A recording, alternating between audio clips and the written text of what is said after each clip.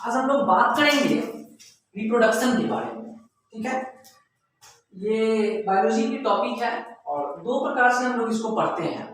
First of all plant reproduction के बारे में, इसके बाद हम लोग पढ़ते हैं एनिमल रिप्रोडक्शन के बारे में। सबसे पहले जो हमारा ये क्लास होगा वो रिप्रोडक्शन का हम लोग पहले इंट्रो जानेंगे कि एक्चुअल में ये होता क्या है। ठीक है, the process of producing babies, मतलब कोई भी लिविंग ऑर्गेनिज्म जब अपने ही समान बेबी को क्रिएट करता है, बेबी को जन्म देता है, तो उसे हम रिप्रोडक्शन कहते हैं। अब देखिए नॉर्मली है क्या कि हम लोग इस टॉपिक पे बात करने से बहुत हिचकते हैं। आखिर क्यों, ऐसा क्यों? सपोज करिए कि if we can explain about of the neck, we can explain about of the hand, अगर हम अपने हाथ अपने गर्दन के बारे में एक्सप्लेन कर सकते हैं तो फिर अपने रिप्रोडक्टिव ऑर्गन के बारे में एक्सप्लेन क्यों नहीं कर सकते हैं? तो कहीं ना कहीं इसके दो वजह है। एक तो सामाजिक पाबंदी, सोशल रेस्ट्रिक्शन जिसको हम लोग इंग्लिश में कहेंगे। ठीक है, और दूसरा कि कहीं ना कहीं हम लोग इस टॉपिक को निगेटिव पहलू से जोड़ देते हैं, इसलिए हम लोग इस पे खुली बहस या खुली चर्चा नहीं कर पाते हैं। ठीक है, तो ये हमारा डिफिनेशन है, शॉर्ट डिफिनेशन है, आसान है, तुरंत याद हो जाएंगे। The process of producing babies.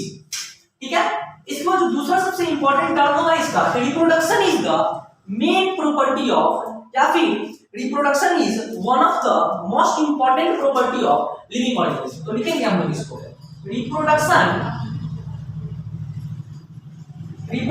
Is one of the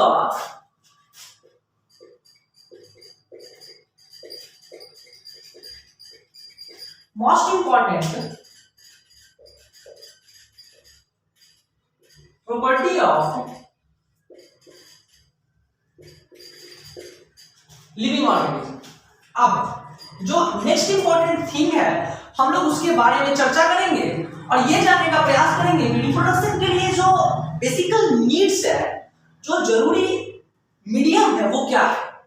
that means कि इसकी जो इनिशियल स्टेज है वो हम लोग कैसे कर पाते हैं, या फिर रिप्रोडक्शन की जो इनिशियल प्रोसेस है वो क्या है। सबसे पहले हम लोग इसके बारे में चर्चा करेंगे। तो सबसे पहला पॉइंट जो आएगा यहाँ से निकल के वो ये आएगा कि रिप्रोडक्शन जो है एक लिविंग ऑर्गेनिज्म दूसरे लिविंग ऑर्गेनिज्म को ही क्रिएट कर सकता है। दैट मींस कहने का मतलब क्या है, बहुत अच्छी सी सवाल है ये, कि एक लिविंग ऑर्गेनिज्म को एक लिविंग ऑर्गेनिज्म ही क्रिएट कर सकता है।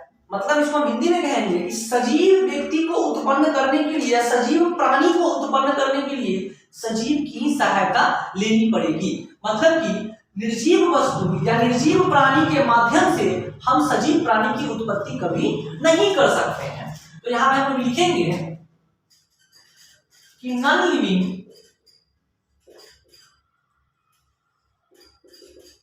ऑर्गेनिज्म never creates the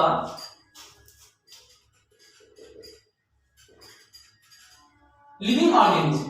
मतलब कि एक निर्जीव प्राणी जो है, एक नॉन लिविंग ऑर्गेनिज्म जो है वो कभी भी लिविंग ऑर्गेनिज्म को क्रिएट नहीं कर सकता है। इसका एक एक्सेप्शन भी है। ठीक है, इसका एक एक्सेप्शन है वायरस।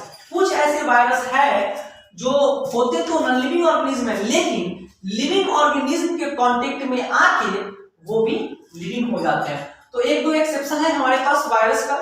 ठीक है, बाकी जो मेन प्रॉपर्टी हमारा है वो ये है कि नॉन लिविंग ऑर्गेनिज्म कभी भी एक लिविंग ऑर्गेनिज्म को क्रिएट नहीं कर सकता है। ठीक है, अब हम लोग इसके बारे में नेक्स्ट क्लास में चर्चा करेंगे कि इसकी जो इनिशियल प्रोसेस है क्या है, रिप्रोडक्शन की डिपेंडेंसी किस पे है, बेसिकल नीड्स क्या है। ठीक है, इन सभी चीजों के बारे में हम लोग नेक्स्ट क्लास में चर्चा करेंगे।